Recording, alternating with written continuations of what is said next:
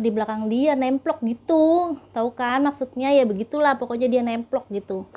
Nah, pikirannya Mbak Sita itu si Mbak A, karena kan Mbak Sita tidurnya di belakangnya tuh Mbak A, Mbak B, dan Mbak C. Berarti Mbak A nih yang paling deket sama Mbak Sita. Mungkin Mbak A tuh ketiduran terus nemplok banget gitu sama dia.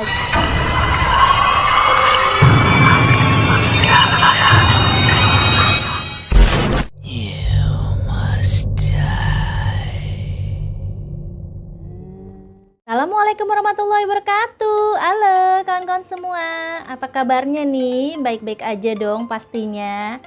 Nah, saya udah kembali nongol di layar kaca Anda dan berarti ada yang mau saya ceritain nih. Tapi seperti biasa, sebelum saya bercerita, saya mau berterima kasih dulu untuk yang sudah subscribe, like, komen, dan share. Terima kasih banyak. Yang belum, ayo di subscribe dong, ditunggu komennya, sharenya, like-nya. Yuk kita subscribe rame-rame, karena ceritanya tiap hari tuh ada aja, karena dikirimin sama kalian semuanya nih, yang dari Instagram, Facebook, dan juga dari email. Kalian bisa email ke citranuansa9@gmail.com, itu email kita. Kalian ceritakan secara detail ceritanya, nanti saya akan menceritakan kembali apa yang sudah kalian kirim melalui email, Facebook, atau Instagram ya. Jadi tugas saya di sini cuma bercerita. Untuk kebenaran ceritanya tentu saja kalian para pengirimnya yang tahu ya. Belibet nih kawan-kawan. Oke kawan-kawan, untuk hari ini saya mau kembali bercerita. Ceritanya judulnya Pocong Bibi. Tuh ceritanya aja udah pocong-pocong nih. Kalau udah pocong udah pasti serem nih ya kawan-kawan. Pocong Bibi. Oke, diceritakan oleh kawan kita di Facebook. Sebut saja namanya Mbak Sita. Mbak Sita ini seorang mahasiswa. Jadi ceritanya ini tentang KKN nih kawan-kawan nih. Oke, kita lanjut aja ya ke ceritanya kawan-kawan. Begini ceritanya.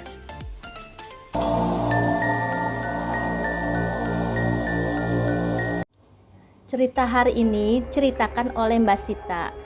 Mbak Sita ini seorang mahasiswa. Dia ikut KKN nih akhirnya kawan-kawan ya. Singkat cerita, dia ikut KKN di sebuah desa di Jawa Timur. Jawa Timur ya. Desanya ini sangat terpencil kawan-kawan, karena desanya ini tidak ada kendaraan satupun yang masuk biasanya katanya. Selain kuda-kuda ya, hewan-hewan gitu, dan orang berjalan kaki. Jadi kalau mobil-mobil tuh jarang sekali yang masuk. Ada tapi jarang ya kawan-kawan. Jalanannya pun terjal banget katanya. Masih tanah dan batu-batu gitu kata Mbak Sita. Jadi dia dan kawan-kawannya ini katanya ber9 orang. Ada 9 orang nih mahasiswa yang ikut KKN ke sana. Nah, di KKN ini kali ini mereka tuh harus membuat sebuah skema untuk kemajuan desa itu, karena desa itu agak tertinggal katanya di Jawa Timur ini ya. Baiklah ya, terus jalanannya juga udah rusak kayak gitu. Jadi mereka ya terhambat lah ya waktu itu. Yang perjalanan tuh ditempuh agak lama karena jalanannya sangat rusak waktu itu kan kawan. Jadi udah rusak, terus abis hujan pula gitu kan, ada becek-becek. Udah, jadi mereka tuh ya terhambat perjalanannya waktu itu. Sampailah mereka kawan-kawan di desa itu jam 9 malam. Nah, di sana dia ketemu sama Pak Lurah dan juga keluarganya Pak Lurah.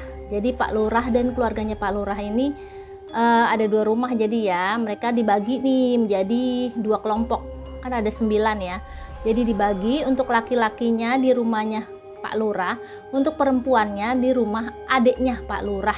Sebut aja adiknya Pak Lurah itu adalah Pak A ya. Nah, si Pak A ini punya rumah sendiri, tapi rumahnya sebenarnya nggak jauh kawan-kawan. Itu masih berhadapan aja sama rumah Pak Lurah gitu, nggak begitu jauh kok kelihatan rumahnya. Akhirnya yang perempuan di rumah Pak A, yang laki-laki di rumah Pak Lurah nih akhirnya ya. Mereka saling udah mencar lah ya. Nah, di rumah Pak Lurah ini ya rumahnya bagus, asri, dan enak lah pokoknya, lebar, luas gitulah ya. Begitu juga rumah Pak A. Pak A ini ya luas juga. Nah, yang cewek-cewek ini kebetulan kan ada 4 orang. Tadi kan mereka bersembilan ya, jadi cowoknya tuh ada 5 orang, ceweknya ada 4 orang nih. Mereka ditempatkan di satu kamar kawan-kawan. Nah, kamarnya itu ya baguslah, kamarnya lebar luas gitu kan, ada lemarinya gitu kan. Akhirnya mereka oh ya udah beres lah ya, baju-baju segala macem tuh ya dimasukin ke dalam lemari itu. Nah, pas di lemari itu, pas mereka buka, lemarinya kan gede banget ya, kayak lemari jati gitu kan ya, besar, tinggi lah pokoknya ya.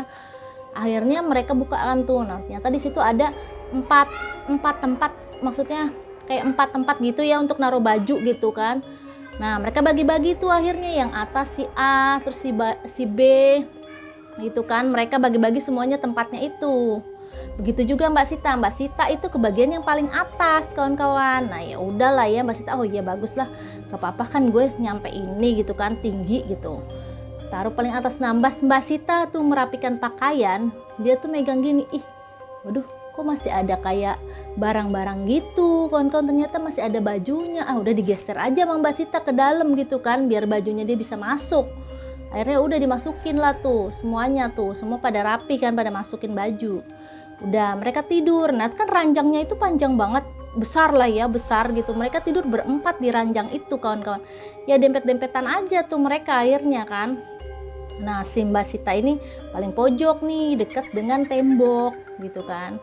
Sebelahnya itu si Mbak A, terus Mbak B, sama Mbak C nih ya. Udahlah mereka tidur. Mbak Sita ini madepnya ke tembok, jadi miring gitu loh kawan-kawan, miring begini kan, miring. Pagi ini udah tiba, alarmnya bunyi. Nah Mbak Sita tuh cek kan jam, oh ternyata jam 6 pagi waktu itu kawan-kawan. Udah waktunya nih Mbak Sita bangun. Nah Mbak Sita ini kan non muslim ya, jadi dia bukan orang muslim, jadi gak sholat subuh gitu kan. Nah pas dia bangun cek jam 6 pagi, dia mulai bangun nih. Pas dia mau bangun, belakangnya tuh kayak ada yang tidurin gitu. Di sininya tuh kayak ada yang tidur di belakang dia, nemplok gitu. Tahu kan maksudnya ya, begitulah pokoknya dia nemplok gitu. Nah pikirannya Mbak Sita itu si Mbak A, karena kan Mbak Sita tidurnya di belakangnya tuh Mbak A, Mbak B, dan Mbak C. Berarti Mbak A nih yang paling deket sama Mbak Sita. Mungkin Mbak A tuh ketiduran terus nemplok banget gitu sama dia gitu kan, maksudnya dia, pikirnya dia waktu itu. Lah Mbak Sita, udah gue bangun aja nih. Tapi pelan-pelan deh dalam hati Mbak Sita, soalnya kalau gue bangunnya gerak cepet, nanti Mbak A jadi bangun terus gue nggak enak gitu kan, pikiran dia. Akhirnya Mbak Sita pelan-pelan nih mencoba bangun pelan-pelan, dan dia berbalik kawan-kawan ke arah kasur. Dia ngelihat ke arah kasur, kosong, kasurnya nggak ada siapa-siapa, kosong melompong. Waduh, Mbak Sita langsung, siapa tadi yang nemplok di gue gitu kan, padahal gue tadi tidur kayaknya ngerasa ada yang nemplok di gue deh, di belakang gue gitu, kok gak ada orang. Mbak Sita langsung kabur kan ke depan tuh, ke ruang tamu. Pas ke ruang tamu dilihat, ternyata di situ ada Mbak A, Mbak B lagi pada ya minum-minum teh manis gitu kan ya, sarapan. Dan Mbak C itu dilihat tuh lagi menuju kamar mandi gitu. Jadi mereka semua udah bangun duluan ternyata gitu loh kawan-kawan. Nah, Mbak Sita ini, waduh, mereka semua ada di depan lah, tadi siapa yang nemplok sama gue? Dengan muka bingung Mbak Sita duduk lah di ruang tamu itu. Nah Mbak A sama Mbak B bilang gini, Mbak A Mbak B bilang gini, Sit, lo ngapain katanya, kok bengong-bengong gitu? Nah Mbak Sita, enggak kenapa-napa. Katanya pagi-pagi nggak usah bengong. Enggak kenapa-napa kok. Padahal dia ngerasa heran tuh kawan waktu itu, karena dia ngerasa tuh bener-bener ada yang nemplok dan tidur di belakang dia gitu. Dia ngerasa tuh. Udahlah ya, di hari itu udah nggak ada kejanggalan. Besokannya nih kawan-kawan, pas maghrib Mbak Sita itu lagi ngerjain tugasnya nih. Dia lagi kerjain tugas di kamarnya itu, ngerjain tugas. Tiba-tiba tuh di kaca jendelanya, kan kaca jendelanya itu kan yang deket sama Mbak Sita tidur kan. Mbak Sita tidur paling pojok, terus ada jendela tuh. Di kaca jendelanya itu tiba-tiba tuh ada yang kayak ngegaruk-garuk gitu, krek gitu. Nah Mbak Sita, suara apaan sih gitu. Kan habis maghrib tuh, Mbak Sita tuh kan orangnya kepoan gitu kan, pengen tahu apa sih gitu kan. Pas dia longok, kawan-kawan, di situ dia lihat pocong kawan-kawan. Pocongnya tuh nyeremin banget sumpah. Pocongnya itu menurut cerita Mbak Sita itu, mukanya itu ya melotot matanya gitu, mulutnya nganga gitu loh kawan-kawan. Nah, Mbak Sita yang ngelihat itu udah gelap pandangannya, dia langsung pingsan saat itu juga. Tanpa babibu langsung pingsan dia saat itu, nggak sadarkan diri. Nah pas dia bangun itu dia udah ada di tempat tidur sama Mbak A, Mbak B, Mbak C tuh ada tuh di keliling dia. Terus Mbak A, Mbak B, Mbak C bilang, Sid lu kenapa, lu belum makan, badan lu panas banget nih. Aduh nggak tahu nih, gue nggak enak badan. Nah Mbak Sita ini nggak berani nih, mau ngomong juga takut gitu. Ngelihat Po Cica itu dia takut, jelas katanya. Kalau dia ngomong nanti orang-orang nggak percaya juga gitu kan. Nah, dia diem aja tuh, nggak berani, dia diem aja. Ih katanya ya udah lain kali lu makan, jangan kayak gitu tuh, badan lu sampai panas banget. Iya mohon maaf ya kak, kata gitu. Ya udah akhirnya dia tidur kan malam itu. Dia nggak mau nih tidur di paling pojok waktu itu. Pikiran dia kalau paling pojok deket sama jendela dia takut, jadi dia minta di tengah tuh kawan-kawan. Akhirnya diapit sama temennya tuh ya dua ya kan, si A, jadi si A yang paling pojok tuh si A, kemudian Mbak Sita, terus si B baru si C. Nah gitu kan. Nah malam itu kita tidur nih lelap, tiba-tiba terdengarlah suara si C yang teriak, astagfirullahaladzim, astagfirullahaladzim gitu-gitu. Nah udahlah pada bangun lah tuh dia, si B, si A sama si Sita ini langsung bangun semua. Kenapa gitu kan. Enggak, udah malam ini kita harus pindah katanya. Lah pindah kemana? Pindah rumah lah pokoknya, jangan di rumah ini. Loh kenapa enggak di rumah yang ini gitu kan. Mereka tuh bertanya-tanya kenapa gitu. Tapi si C ini minta untuk segera pindah kek ke tempat yang cowok kek, kemana kek gitu kan. Akhirnya ya udahlah ya, Pak Lurah pun memutuskan ya udah nggak apa-apa kalau mau di rumah saya gitu kan. Sementara kata Pak Lurah nyampur dulu sama yang laki. Akhirnya pada masuklah tuh ke rumah Pak Lurah. Nyampe di rumah Pak Lurah bilang, ada apa sebenarnya Mbak C? Terus Mbak C bilang, enggak Pak Lurah, saya tuh lagi sholat tahajud malam katanya. Tiba-tiba saya kan namanya udah selesai sholat kan, udah ya assalamualaikum warahmatullah, assalamualaikum warahmatullah. Saya ngeliat ke atas itu ada si pocongnya tuh kayak nempel gitu katanya di atap gitu, ngeliatin dia gitu. Nah orang matanya melotot sambil nganga gitu, bayangin makanya dia tuh langsung shock banget dan segera minta pindah dari rumah itu gitu kan.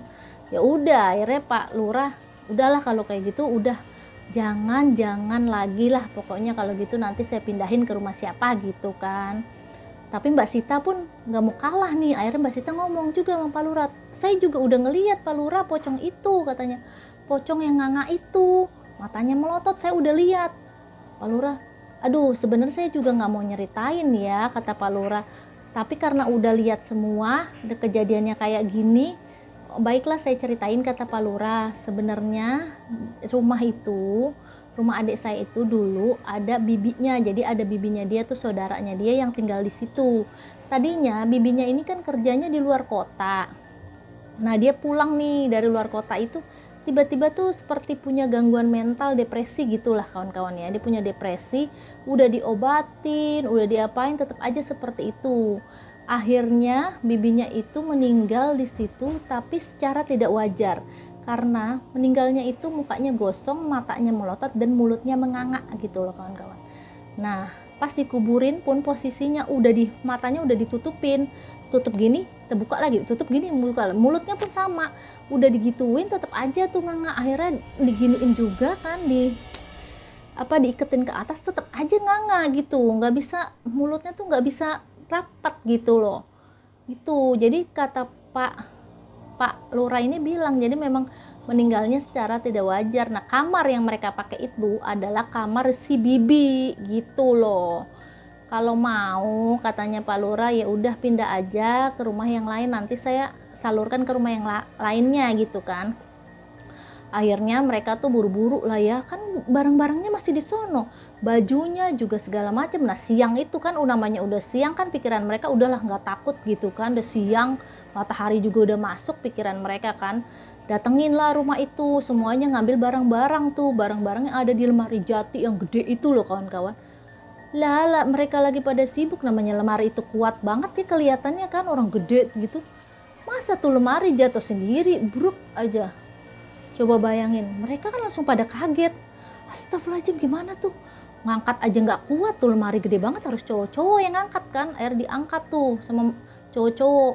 Lah kan bajunya pada jatuh semua tuh kan, jadi kan karena tuh lemari jatuh, ya mau nggak mau mereka pungutin semua. Nah pas dipungut itu dilihatlah di situ kawan-kawan, ada ya barang-barang yang istilahnya nggak wajar lah ya, ada ya rambut, ada foto, ada batu, pokoknya barang-barang yang aneh gitu, jarum gitu loh kawan-kawan.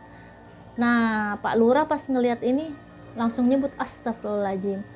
Oh berarti meninggalnya si Bibi ini karena memang ada yang melakukan hal yang istilahnya dendam sama dia, mengirim santet gitu kata Pak Lurah. Karena barang-barang ini ternyata udah ada di lemarinya si Bibi dari si Bibi ini masih hidup. Tapi kan Bibi nggak orang ada di lemarinya tuh paling atas tuh pojok gitu, nggak ngerti kali, mungkin orang tinggi banget gitu. Ternyata di atasnya ada itu, tapi yang ngirim itu kita nggak tahu sampai sekarang gitu ceritanya. Nah Mbak Sita pun dan kawan-kawannya, Mbak A dan Mbak B dan Mbak C ini akhirnya dipindahkan ke rumah salah satu warga. Mereka tidak tinggal di situ sampai dengan KKN mereka selesai gitu.